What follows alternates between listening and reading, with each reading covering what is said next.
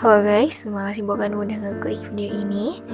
Gimana kabar kalian? Semoga sehat selalu dan baik-baik aja. Bayangkan sebuah kota di mana salju turun seolah tak kenal musim, di mana menara-menara merah dan kubah warna-warni berdiri kokoh di bawah langit kelabu.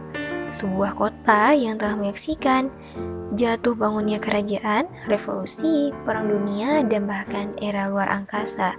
Itulah Moskow, kota yang tidak sekedar berdiri sebagai ibu kota, tapi juga sebagai jiwa dan nadi Rusia.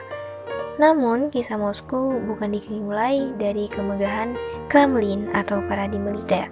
Ia lahir dari tanah yang sunyi, dengan sebuah sungai yang tenang bernama Moskva.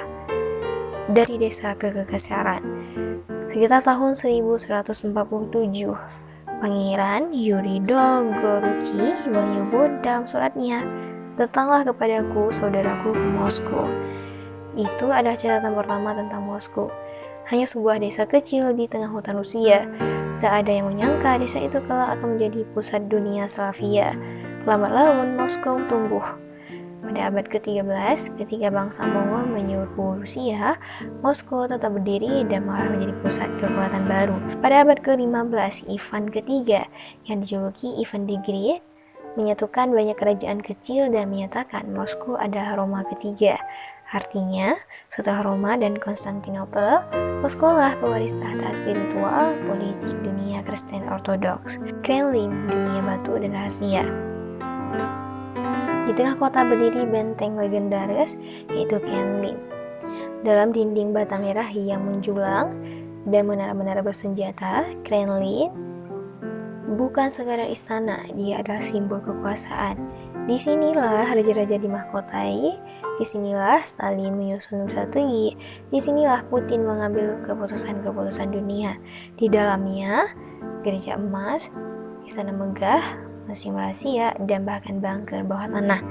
Banyak yang bilang jika dinding Kremlin bisa bicara, mereka akan menceritakan kisah-kisah paling gelap dan paling penting dalam sejarah dunia. Api revolusi dan perang. Abad ke-20 adalah masa paling mengguncang bagi Moskow.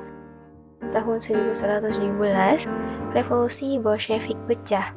Rakyat menggulingkan Tsar, komunisme lahir dan Lenin pun mengambil alih kekuasaan. Moskow jadi pusat Uni Soviet, bendera merah berkibar, patung-patung Lenin dan Stalin berjulang, tapi bukan tanpa darah. Dan tahun 1141, Perang Dunia Kedua datang. Pasukan Nazi hampir mencapai Moskow. Udara membeku, jalanan lengang, tapi rakyat tidak menyerah. Pertempuran Moskow adalah titik balik, disinilah Jerman mulai kalah. Setelah perang, Moskow bangkit seperti burung poni. Gunung-gunung pencakar langit Stalin dibangun, dikenal sebagai 7 saudari, megah, misterius, dan penuh propaganda. Dari Lenin ke luar angkasa, di era Perang Dingin, Moskow bukan cuma pusat politik, tapi juga pusat balapan ke luar angkasa. Tahun 1157, satelit Sputnik diluncurkan dari Kazakhstan tapi dikendalikan dari Moskow. Tahun 1961, Yuri Gagarin, manusia pertama di luar angkasa, berangkat dan kembali ke Moskow sebagai pahlawan. Moskow tak hanya melihat ke bumi, ia menantang langit dan dunia terperangah. Runtuhnya Uni Soviet dan Moskow yang bingung. Tahun 1191, Uni Soviet runtuh. Rakyat keluar ke jalan, bendera merah turun dari Kremlin, bendera 3 warna Rusia berkibar kembali.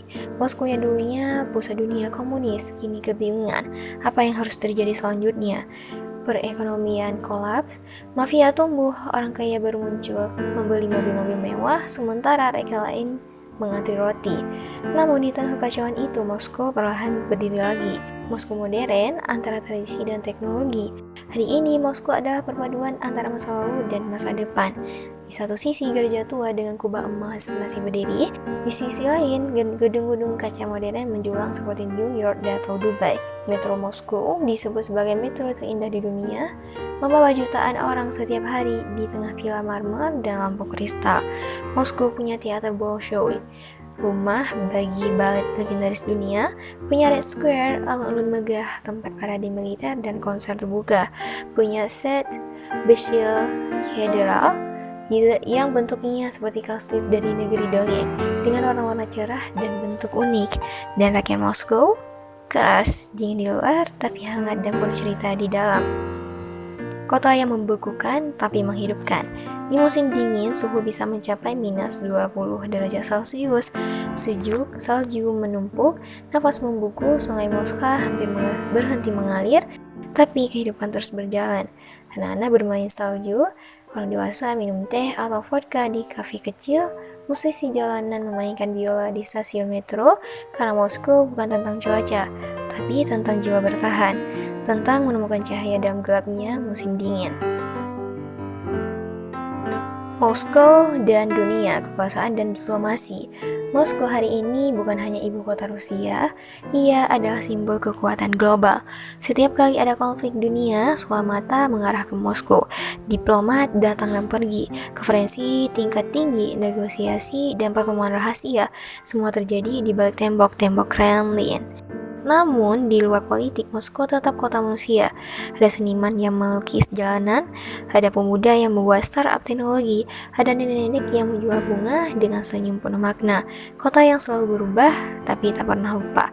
Moskow terus berubah, tapi satu hal tetap, ia adalah cermin Rusia.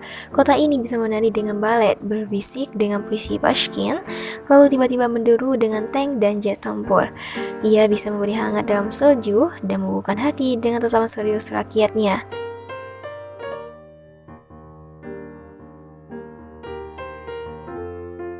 Jadi, jika kota bisa bicara, Moskow akan bercerita, aku telah melihat raja dan revolusi. Aku mendengar bisikan para penyair dan langkah kaki tentara. Aku telah membuku dalam waktu, tapi aku juga membakar dunia dengan semangatku. Aku adalah Moskow, kota yang tak bisa kau pahami dalam sehari, tapi akan dirindukan selamanya. Oke, juga sampai di sini videonya. Jangan lupa untuk like, comment, dan subscribe. See you guys in next video. Bye-bye.